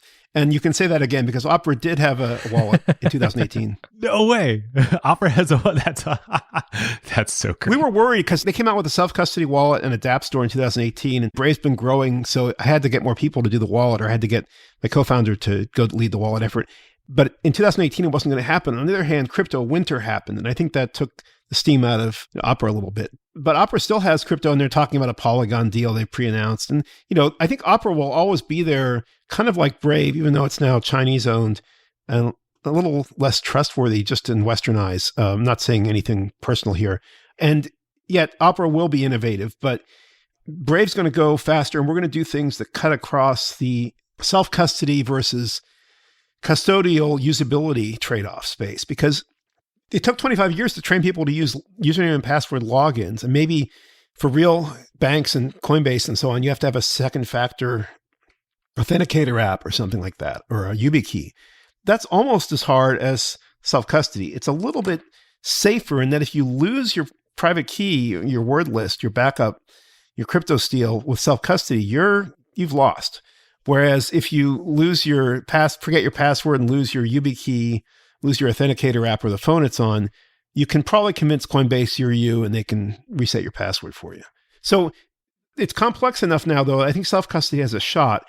Getting things to be useful, getting the basic attention token to be useful, including that virtual kind you earn without KYCing, because you're going to send it back to your creators who do have to KYC for these AML and OFAC reasons. That we can work on with the wallet. So we're going to make the wallet sort of blend with the Brave reward system as much as we can. We're going to make it multi-chain. We don't have any, religion about blockchain. We like Solana. We agreed to make it the default for multi-chain dApps where they don't express a preference for default and the user doesn't. And that choice of default the browser can make, that's important. That's how search deals get done. That's why Google only pays for default, because they're king of the hill and they figure they'll get the traffic anyway. That's what they say. Whereas Bing does, and DuckDuckGo and others, and Yandex, do search deals with browsers, even if they're not the default. They'll pay for traffic. But even still, a lot of people are going to get wallets for the first time. This is pretty awesome. It is. It's exciting. It's also, you've seen what happened with MetaMask. They took off very cleverly at the time Uniswap did its V3, I guess it was, and just started getting a lot of swap action that made them a lot of money. And that was from people using MetaMask and self-custody. I would guess, I've not got a good figure right now. Most of those users don't have a hardware private key device like a Ledger or a Trezor. And so they're keeping that wordless safe in some safe place, I hope. I talked to somebody, an anonymous user of Brave in Africa who was a Hex fan, and they were wondering why why the Hex founder was feuding with us because he's kind of a nut. But that all blew over. But this user, I said, how do you use it? And he said, I've been buying crypto for 5 years. I use MetaMask, right? Or 4 years, I guess it was. And I said, do you have a Ledger or a Trezor? No. I'm really afraid I'm going to lose it all, right? Well, sure, you can recover access to the wallet, but that still means you're piling up wealth in a browser extension, which are known to be hackable, or at least not as secure as if it was in a browser itself. And on top of all this, it's always connected to the internet. The extension is just weaker, both in terms of its powers, but also its security model. If it's doing its own secure store for a private key, it's just in a weaker footing than a native app by design. Then, we see this all the time. If you tweet and you mention MetaMask, I joked the mask that is Meta because I didn't want to say it, you'll get all these phishing support accounts pretending to be your buddy, impersonating my friend David Walsh, who was at Mozilla and now is at MetaMask. And they'll try to say, DM me or, go to this Google form and we'll help you get your key recovered. And sometimes the topic wasn't even about lost funds. And you go to the Google form and right above the fine print from Google that says, don't enter any personal private data or passwords in this form is a field saying, give us your 12 words, your 20 words. So these fraudsters just swarm onto this. There are bad actor companies in the ecosystem right now that are trying to tell you, hey, for a nice experience, to have all of your wallets aggregated here, type in your secret phrase from your, local self-custodied wallet into our thing. And I've seen this on Coinbase, but I know there are others.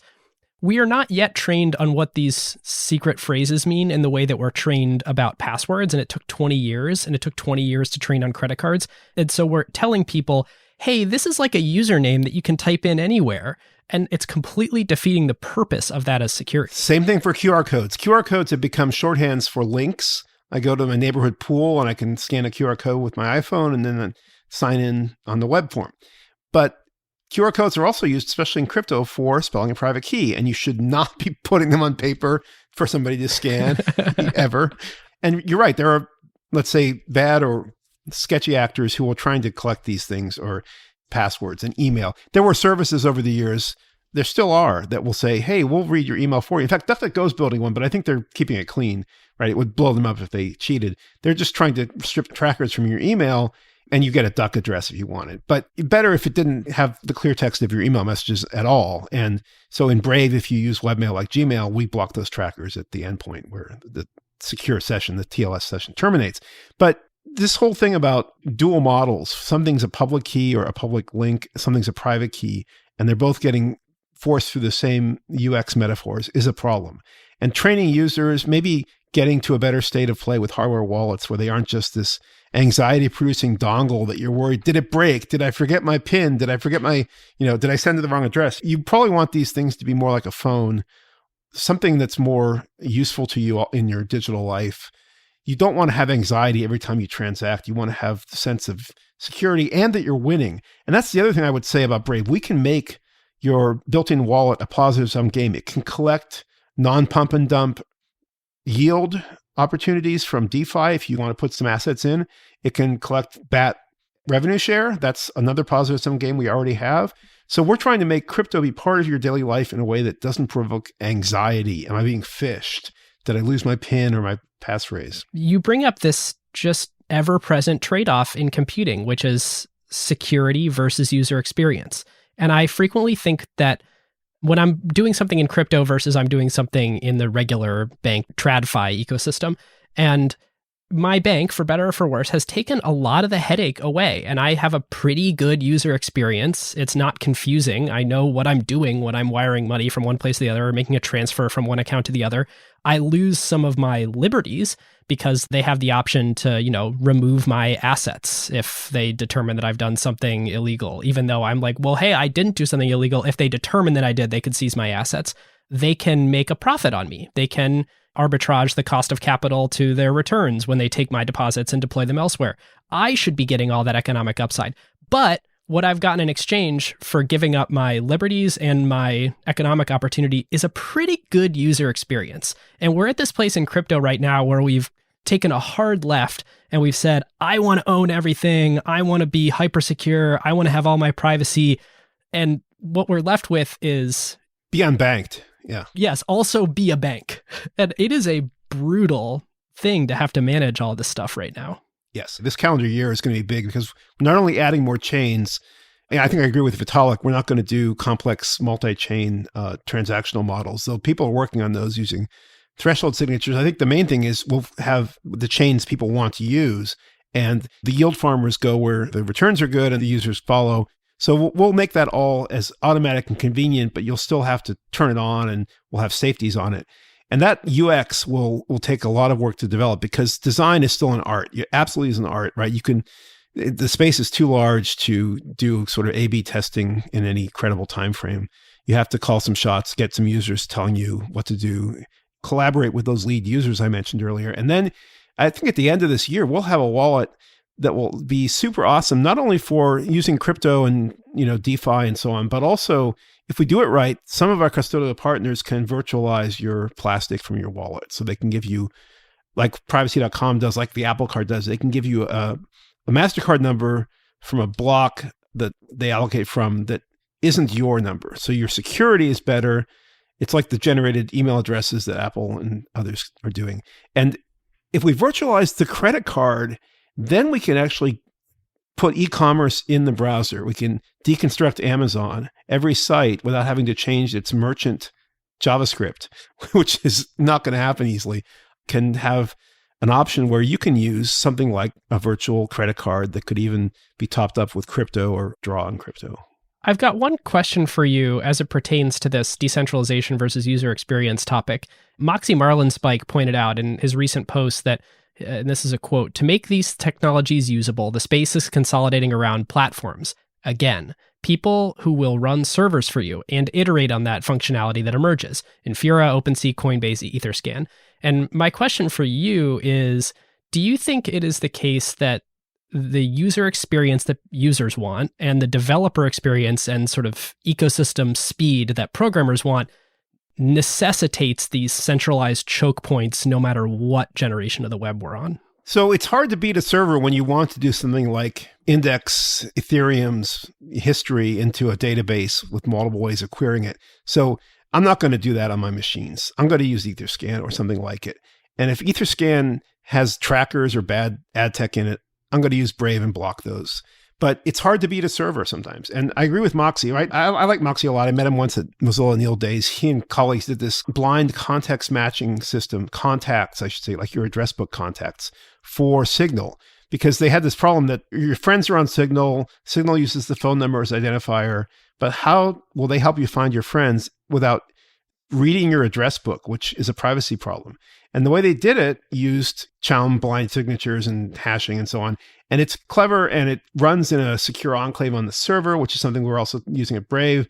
So I agree with Moxie's essay. There's a larger toolkit from cryptography, the original crypto, which some of my cryptographer friends are still mad as crypto's been annexed by cryptocurrency. But there's a larger toolkit and it works on servers, on centralized systems as well as in decentralized systems. And decentralized systems, even Solana, there's always a trade-off. If you really want, certain guarantees and certain latency, you're going to want a server, and you're going to want even the network to that server to be provisioned a certain way. So there's no free lunch, and there's a larger universe in which I think blockchains and networks, peer-to-peer networks make sense, but also servers will endure. That's why I get annoyed when people think that Web 2, Braves 2, Web 2. Well, Web 3 is not going to replace Web 2. It's going to extend it in a way that eventually, perhaps, if it's like McLuhan's laws of media, it's going to mock and torture Web 2. But that's far in the future. And in the meantime, it's going to be extending it so that we can get users using it. And there are ways that users will want to use it that are going to be like Etherscan or a proxy farm like Infura runs or Bison Trails, or there'll be servers you'll want to go to. But if you have these cryptographic protocols, if you have strong muscular clients like Brave, if you have that market power as a small user through essentially unionizing with other users of that client, then you should be able to get better privacy, better security properties out of the server. It shouldn't just be raiding your data. It shouldn't be just betraying you in some way while it's whispering in your ear. It should be a fairer deal. And that can be done with, cryptography broadly construed. So I liked Moxie's essay quite a bit. All right, listeners. Now is a great time to thank our longtime friend of the show, ServiceNow. If you are running a large enterprise, AI agents are likely spread across every team, and deploying them is no longer the hard part. Yeah. The hard part is knowing what permissions they have, what employees are using them for, or what decisions AI is making. AI security for an enterprise at scale is not a small concern. Like, the risks are real. Exactly. And the challenge with AI is governing it, securing it, measuring it, and making sure that it actually delivers value. That is why ServiceNow built the AI Control Tower. Yep. AI Control Tower gives enterprises a single place to see, manage, govern, and optimize AI across the entire business. And it works with any AI, not just theirs. Every device on your network, every permission across every system, every AI agent visible and secure in one place. And ServiceNow can do this because they've spent more than 20 years building the operational backbone of the enterprise, the workflows, governance, approvals, security controls, and institutional knowledge that power how work actually gets done across IT, HR, customer service, finance, and security. ServiceNow already runs more than 100 billion workflows annually and trillions of transactions for more than 85% of the Fortune 500. So when companies need a place to govern AI at enterprise scale, they're building on a platform at the center of how their business already operates. And in a future that isn't going to be one AI, it's going to be thousands of AI agents working across every function of the company. But the question is, who's managing them all? So if you're trying to turn AI ambition into real business outcomes and make it work safely, securely, at scale, go check out servicenow.com/acquired and tell them that Ben and David sent you. All right, well, I want to move on to our grading section here. And even though this isn't a sort of traditional acquired episode where we've necessarily told the whole history and done our teardown analysis the way we typically do, Brendan, I am curious your take. What does A+ look like for Brave, let's just say 3 years from now? In some ways, it's an epoch away. In other ways, it'll be here as soon as we know it. What does success look like for the company? If we keep doubling or better, 3 years is 8 times 50, so it's 400 million users. And once you get to that scale, you start to get distribution opportunities like being on phones. Pre-installs aren't really happening outside of the apps from the OS superpower like Android, Google, or iOS, Apple. But Samsung's out there, and there are new phones coming up in the world, and there's always a lower end of the market that's getting better thanks to the hardware getting better and sort of trickling down. And so I would like to see us get to that scale, because then I think distribution could go in directions that right now is harder to do organically and will cost you a lot if you have to pay for it. But that's kind of a mundane business thing. I think if you get anywhere near 400 million monthly users, you have enormous clout, especially if they're lead users still, in standards. And standards matter still because a lot of businesses want to not only compete, but sort of cooperate, the coopetition model. So you get ongoing, web standards still, in spite of Google's dominance and somewhat strong-arm tactics, you still get standards evolution. Crypto is, for each blockchain, its own set of standards, often run by a core team. But there's, as I said earlier, greater sort of de facto standardization on things like EVM compatible chains or smart contract systems, or things you can do with compilers and interpreters, even if you don't have an EVM work-alike in your node in your network. So when we get to the scale of toward 400 million or more users, we will have opportunities to do things, including with the basic attention token, that we couldn't have done out of the box earlier, and that would look like having something more competitive with Google that's decentralized. And, we're not just aiming at Google. That's like sort of driving by looking in the rearview mirror. Google's a 100-year company. So was General Electric, but it ended up a tax dodger and a subprime lender, right? This is not a good ending. Thomas Edison was spinning in his barrow. Google may end up that way sooner or later, but we're looking at a world where users are sovereign. That's the vision I mentioned earlier. You have these machines without being a burdened sysadmin. You should have say over them. You should have benefits from them. And it's not just economics in some money grubbing way. Economics, really, the Greek word, right, means something about home economics, or about the home, or, the scale of human life where you live most of your life. And things have become very fraught and dehumanized at larger scales. But if we can get people operating better at smaller scales, then I do believe this will be good for the world. And I'm not just talking, pie in the sky, hobbits in the Shire stuff here. I see this with the creator economy. I see this with the YouTubers and the other creators. I see this with NFTs for all the clowning that goes on with NFTs. And actually, we'll be looking into NFT as a basis for further, sort of tokenomics for our creators in this new year. We want to see fans and creators directly connect, and we want to see them do it without, being demonetized or interfered with, censored, all that stuff. And if this can be scaled up, it forms all these little networks that have these logistic curves that have their exponential phases that everyone loves. So people should want this for good business reasons, but you can't rate it through ad tech or tracking. You have to have a better platform and better sort of network for it. You have to have crypto in both senses, Moxie's cryptography and cryptocurrency or blockchain. And I think Brave at 400 million, we can actually make this real. We have 1.3 million creators verified. We would have tens or millions of creators. And that means people who have KYC'd themselves so that they can receive tokens? Yeah, or if enough people have self-custody, maybe we'll hang the self-custody wallets on the creator side, and you can just do an on-chain send on a fast chain with low fees, and you don't have to go through KYC at either end. Now, that was always what people told us to do. You should only do, direct on-chain. And I looked at it, and even with our Bitcoin prototype, it was too expensive. I talked to people like Balaji of 21.co, which Bitcoin bought. I talked to the Open Bazaar founder who actually DM'd me first. He said, we're thinking about adding BAT. And I said, aren't you Bitcoin without a fee? Why do you need BAT? And he said, well, nobody wants to send Bitcoin. They want to hodl it, which is very true. And which at the time, it would have been a good strategy. Just sit on it. Don't shave those Bitcoins to send scraps to your favorite YouTuber. And, people will send Bitcoin. People are using Lightning more. Jack and so on are all excited about it, whatever. There's lots of options for this, but getting people to do direct on-chain sends is still challenging for the UX reasons we mentioned, the usability, the security, the sort of familiarity on both the sender and the creator who receives it. But with Brave at 400 million, we can hang self-custody on all sides of our ecosystem, even the advertiser side, the full triangle, and people can go peer-to-peer. They don't have to go through custodians if they don't want to. Now, like I said, if you're worried about, law enforcement, which you shouldn't be unless the government's gone bad, then blockchain forensics and exiting on a regulated exchange will still let the law enforcement do what they need to do. We're not trying to stand in the way of law enforcement doing what it should do. But this idea of getting to a big system of direct on-chain sends by starting there and limiting it to only those cases or limiting it only to Lightning, which I was told to use before it was ready, years before it was ready, doesn't make sense. We've gone the other way. We're pragmatists. But as we grow and as we keep the custodial options going, we'll add the self-custody options and see what wins. Makes total sense.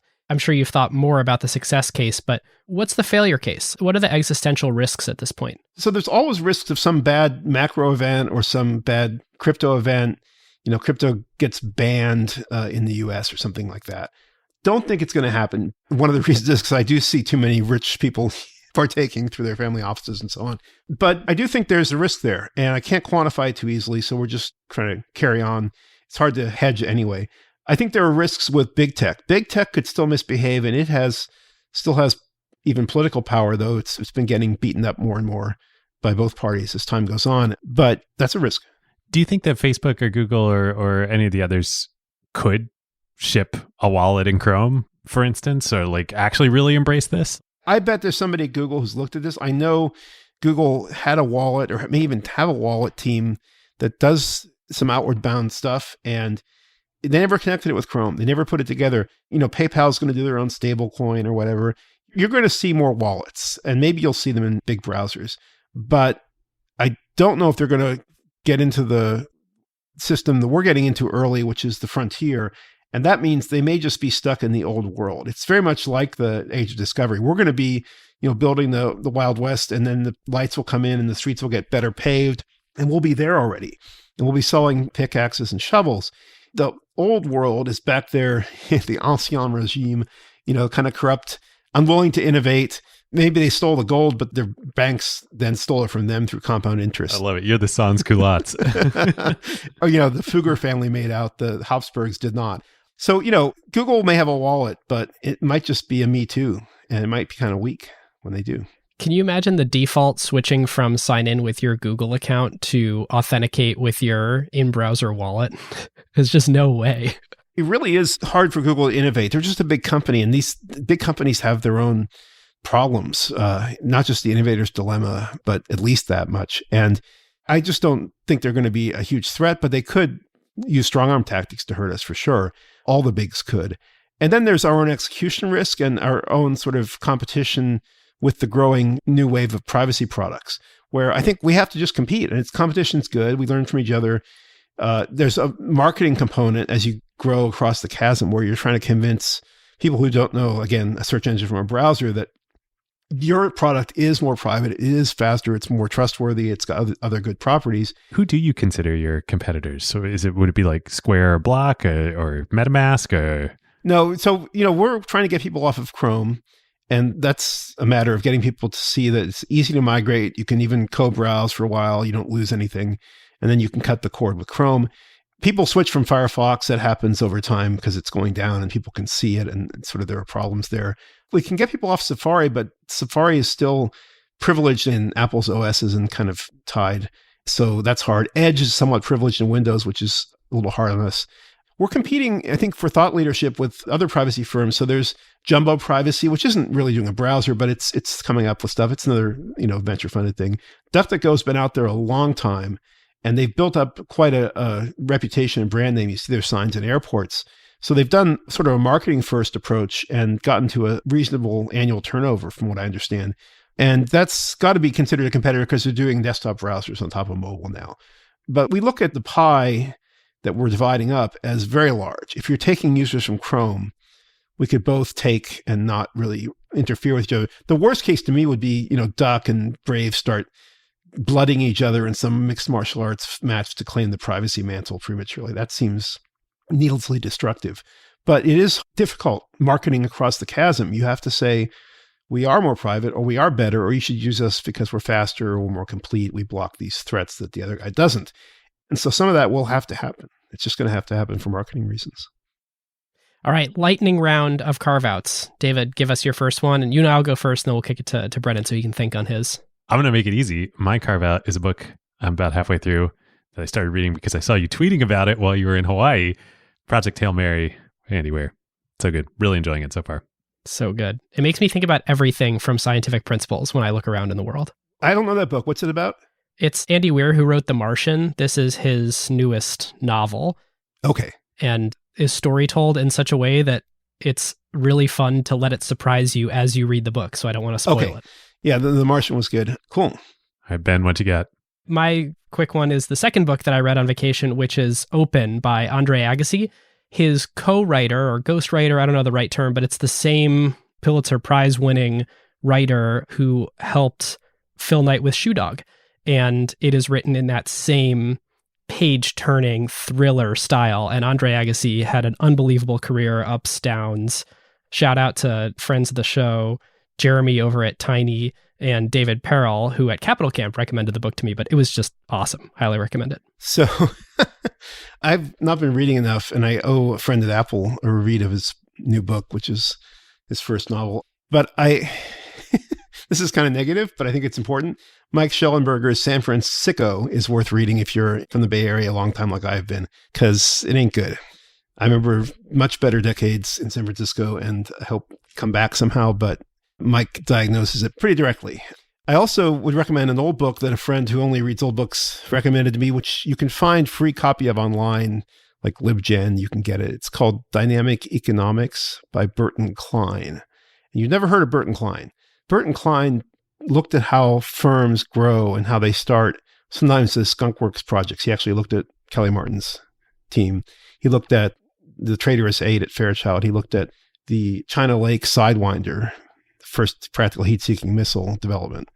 And he made some killer observations about structure, sort of sociology, anthropology, hierarchy, about how firms go from innovation to rent-seeking to outright vampiric badness.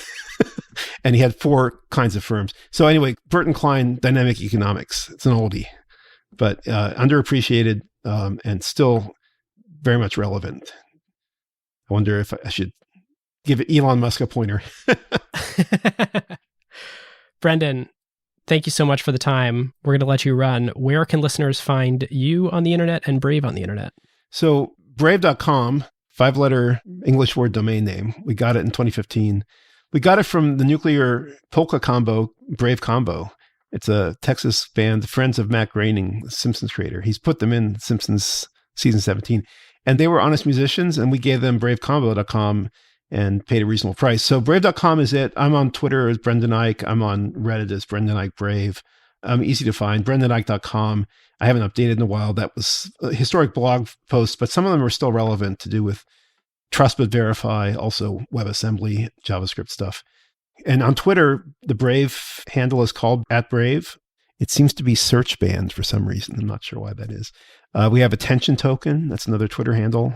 We have Brave support. If you need support, you can always tag me, Brendan Eich. Awesome. Brendan, thank you so much. Thanks. It's fun. David, that was super fun. Brendan is such an internet legend. Oh my gosh, what a man for all seasons, literally. Yep. All right, listeners, now is a great time to talk about one of our favorite companies, Statsig. Yes, long-time acquired partner. There is a reason why the best product teams at companies like OpenAI and Notion, Atlassian, Figma, Rippling, Brex, and more rely on Statsig, whether they are iterating on their core product features or shipping AI-powered experiences at scale. Yep. In the crazy speed of today's AI world, shipping fast is just table stakes now. It's basically trivial to build and deploy your app constantly. The real advantage is how quickly you learn what changes actually created value for customers and how fast you can use that signal to guide what you ship next. Whether it's a feature tweak, a pricing change, a performance improvement, or an AI update like a model change or prompt adjustment, they're not relying on instinct. They're measuring what actually moved engagement, retention, and ultimately revenue. And as more teams build with AI, that learning loop becomes even more important.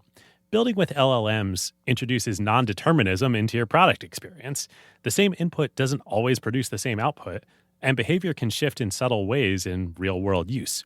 So doing offline evals will give you part of the picture, but you can really only understand the impact once your product is live with real users, and then you can measure how their behavior actually changes. It's very different than the way that you would ship features in a pre-AI world where you knew exactly what the software was going to do in production. Yeah, exactly. So this is where Statsig comes in. It brings experimentation, feature flags, and product analytics into one unified system so teams can ship safely, test rigorously, and directly link what they changed to how users actually behaved. The result is a tighter feedback loop and learning that compounds over time, so you don't just ship more, you ship better. So if you want to make learning your competitive advantage, whether you're building new AI experiences or just evolving your existing core product, go to statsig.com/acquired to get started. Well, listeners, thanks for being on the journey with us. Another fun episode. As always, if you want to check out more and you're like, I need more acquired right now, and there's not any new episodes yet, and you want to go deeper, go check out the LP show. Search Acquired LP Show wherever you get your podcasts. Come discuss this and hang out in the Slack, acquired.fm/Slack. We got a job board. You're looking for your next thing. You're part of the Great Resignation. Maybe you're thinking about being part of the Great Resignation, and you are thinking about, you want to float your name for something, but you don't know what that something is yet. We also have that feature on the job board. So go to acquired.fm/jobs. Find your next dream job. And we will see you next time. We'll see you next time. Who got the truth? Is it you? Is it you? Is it you? Who got the truth now? Huh?